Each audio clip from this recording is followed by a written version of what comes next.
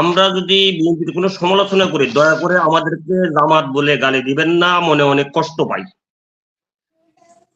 আরে ভাই, কে জামাত বলছে আপনারা? ভাই আপনারা কে জামাত বলছে? একটা লোকের সাথে কথা বলার আগেই আপনি ব্লেম উঠাই দিলেন যে আমারে আপনি জামাত বলছেন। আমি জীবনে কোনোদিন আপনার জামাত করছি? কোনোদিন বলছি? আপনি বলতে পারেন বলেন নাই।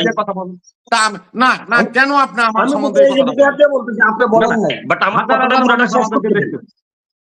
বিএনপি লইয়া আর এই চিল্লাচিল্লি করেন না, এগুলি আর ভালো লাগে না। ব্যক্তিগত প্রশ্ন নিয়ে এগুলি করেন না। বিএনপি খারাপ করতেছে, আপনারা এত প্রেসার কেন? আপনারা এত লাগতেছে কেন? আপনি তো বিএনপি করেন না। আমি লাগতেছে হলো আপনি এই যে এখন আমার কথা বলতে দিচ্ছেন না, ঠিক 17 বছর যেরকম আমরা কথা বলতে লোন করার কারণে হাসিনা কোমরের মধ্যে পুলিশ দিয়ে বাঁধি আদালতে লইয়া আসে। তাইলে এই ঋণ খেলাপিরা কি হাসিনার আমলে ছিল না নি?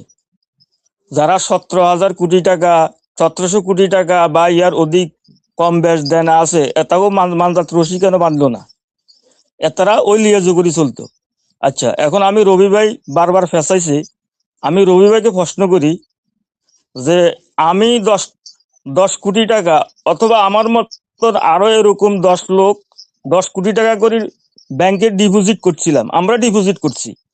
এখন এই ঋণ খেলাপিরা এই ডিপোজিটের টাকাটা নিছে। আমি 5 বছরের জন্য ডিপোজিট করছি। এখন 5 বছর পরে আমার ডিপোজিট শেষ হয়ে গেছে, আমি ডিপোজিট ভাঙবো। এখন ব্যাংক আমার টাকাটা কোত্থেকে দিবে? ব্যাংক কি টাকা তৈরি করে? টাকা তো আমি রাখছিলাম। এখন আমার টাকাটা তো দিছে ওই ঋণ খেলাপিরে। তো ওই ঋণ খেলাপিরে দিবার পরে ঋণ খেলাপি দেখা গেছে এই টাকাটা ব্যাংক পরিশোধ করে নাই। তাইলে ব্যাংক আমার ওই 10 কোটি টাকা কোত্থেকে দিবে? রবি ভাই আমার এই প্রশ্নের উত্তরটা দিবেন। আপনি তো মনির ভাইয়ের বহুত ফেসাইছেন।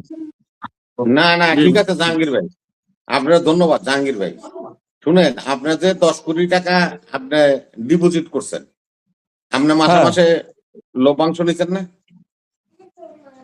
আমার মূল টাকা নিব আমি 5 বছর পরে। ভাই আমি বলছি লভ্যাংশ নিচ্ছেন কিনা, কারণ ওইটা ডিপোজিট করার সময় একটা অ্যাকাউন্ট দিতে হয় যে এই অ্যাকাউন্টে লভ্যাংশ টাকাটা আসবে, এভাবেই তো ট্রান্সফার হয়, তাই না? হ্যাঁ, তাহলে আপনার 10 কোটি টাকা যে লভ্যাংশ নিলেন আপনি 13% করে মাসে, আপনি 13% করে নিতেন না? 13% করে লাভ যে নিলেন, এই টাকাটা ব্যাংকের কি বাবার কোনো জমি আছে, পাহাড় আছে যে বেচে আপনার ইন্টারেস্টের টাকাটা দিছে?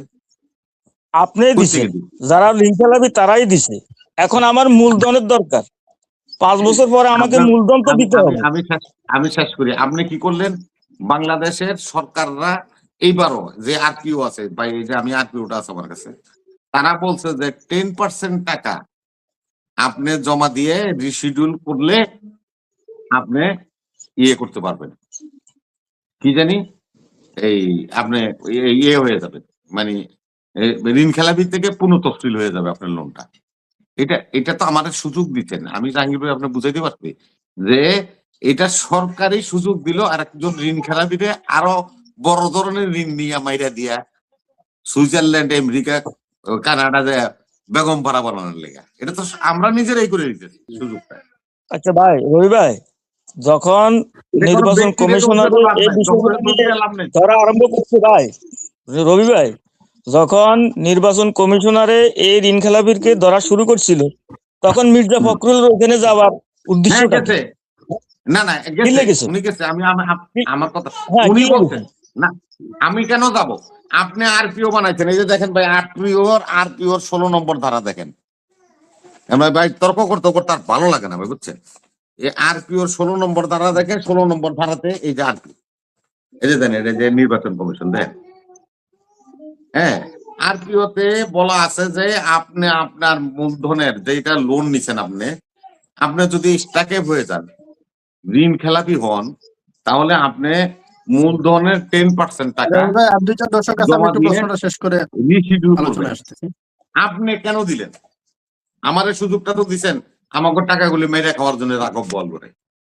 আপনি তো 10% দেন নাই, আপনি 10% দেন না তো।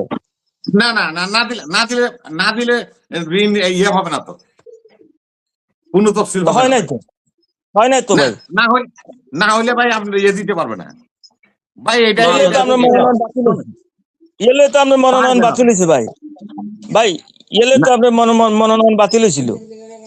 আর মনোনয়ন বাতিল হোক আর যাই হোক, আপনারা আমি বলছি মনোনয়ন বাতিল হইলো এক কথা, আর 10% দেওয়া হইলো আরেক কথা। 10% যদি না দিয়া 10% মনোনয়ন বাতিল হোক, আমরা বিভিন্ন সেই দফা মনোনয়ন পত্রিকাতে যদি দেখছি ফেরত যে দেয়, 10% ভাই দেওয়া আপনি হয় নাই, দিবেন কিনা?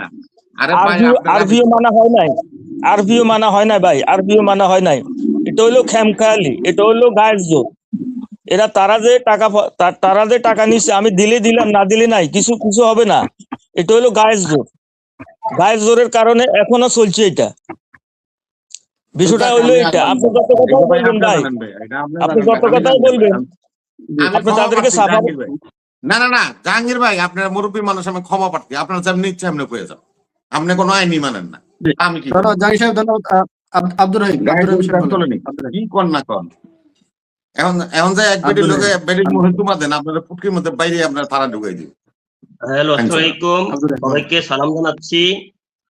আমি রবি ভাইকে অত্যন্ত করজোরে বলবো, এই আমরা যদি বিএনপির কোনো সমালোচনা করি, দয়া করে আমাদেরকে জামাত বলে গালি দিবেন না, মনে অনেক কষ্ট পাই।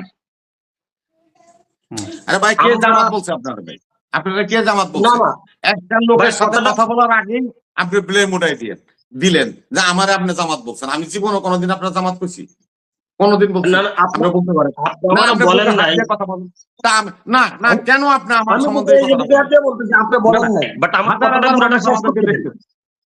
না, হাজার আমার হাজার কথাটা মানুষ পুরোটা আমাদেরকে শেষ করতে দেখতেছে। দেন। আপনি ব্যক্তিগত ভাবে আমার বলে দিলেন যে আপনি আমার রাজাকার বললেন না। আমি কোনোদিন আপনি বলছি না আপনাকে? বলছে যে বিএনপির লোকজনকে একটু কথাটা ভাই শুনেন। বিএনপি খুব খারাপ দল, ভাই বিএনপি খুব খারাপ দল, বিএনপি ভাই খুব খারাপ মানুষরা করে। আল্লাহর রাস্তা আপনার কাছে কই, এই খারাপ মানুষকে দল হইয়া এটা যেন বঙ্গোপসাগরে ডুইবা মরে, আমি আপনার সাথে একমত। আর বিএনপি লইয়া আর এই চিল্লাচিল্লি করেন না, এগুলি আর ভালো লাগে না। ব্যক্তিগত কষ্ট হলে এগুলি করেন না ভাই। বিএনপি আচ্ছা, খারাপ ঠিক আছে করতেছে, রবি ভাই, বঙ্গোপসাগরে ডুইবা আমি মরে। আপনাকে আপনার এত পেশাল কেন? আপনার এত লাগতেছে কেন? আপনি তো বিএনপি করেন না, বা আমি করি না। লাগতে হলো আপনি এই যে এখন আমার কেন কথা লাগতো? বলতে দিচ্ছেন না, ঠিক 17 বছর যেরকম আমরা কথা বলতে পারিনি, আপনি আমার কথা প্রশ্নটা করতে দিচ্ছেন না, যেরকম 17 বছর করতে পারিনি। আপনি তো আমার কথাটা শুনবেন, আমাদের নেতা শহীদ রাষ্ট্রপতি জিয়াউর রহমানের কথা শুনতেন, সমালোচনা শুনতেন। প্রথম শুরুতেই কইলেন যে আপনি আমার রাজাকার কইেন না। আমি জীবনে কোনোদিন আপনার না, না, রাজাকার না। কইছি? না না, বিএনপির বর্তমান সমস্যা তো হলো, বিএনপির যদি বর্তমান নেতৃত্বের কেউ যদি সমালোচনা করে সে জামাত, আগে যেরকম আওয়ামী লীগের সমালোচনা করলে সে ছিল পাকিস্তানি। আমি যেটা আপনাকে দয়া করে বলতে চাই, আমি 91, 96, 2001 তিনটা নির্বাচনে জীবনের ঝুঁকি নিয়ে নিজের পকেটের টাকা খরচ করে আপনার প্রয়োজন বোধ আমার এই লাইভ টক শোটাকে নোয়াখালী কিছু লোকজনদের দেখায়েন, ভোটের জন্য গেছি, ভোট সাইটে গেছি। বাট আমি কেন এবার ভোট সাইটে যাই নাই, এটা কিন্তু আমার এলাকার ফাট থেকে আমাকে জিজ্ঞেস করা উচিত, কারণ আমি ভোট দিতে যাব না, আমি পারবো না, আমি পারবো না বিএনপির বিরুদ্ধে ভোট দিতে।